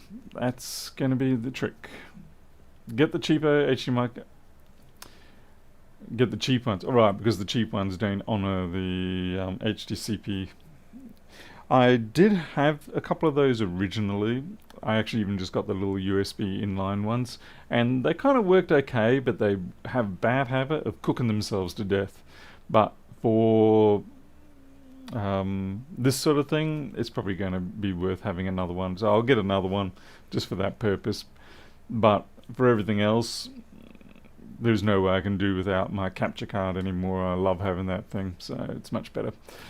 Okay, well, I think that does it. It's already 11:30. We got through the worst, and I was glad to see that, replacing those 100 nanofarads did the trick, and the filters seem to do the trick okay.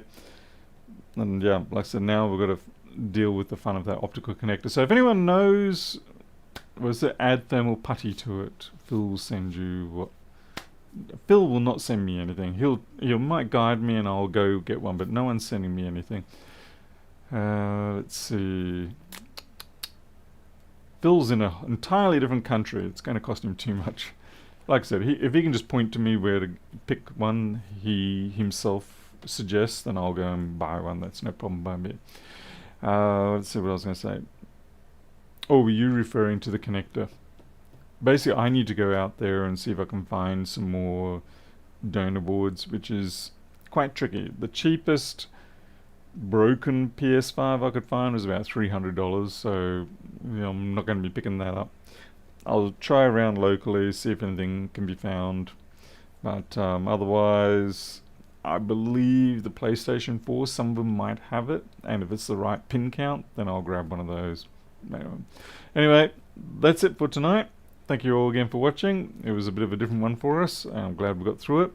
Again, thank you very much for your help on that, particularly with the liquid metal. That is weird stuff. And what was it? Miles, were you going to send me a link on something for spreading that too? I'll be interested in getting some of that. I have always avoided liquid metal because of its behaviors. I've always been fine for PC laptop stuff, with this sort of standard white goo, or the new stuff that Tim Herman produces, which is a bit better, or a lot better. But the fact that the PS5 demands liquid metal, that kind of gives me the heebie-jeebies. Alright, I'm out of here. Thank you all again, and I'll see you on the next stream. Till then, you take care. Catch you later.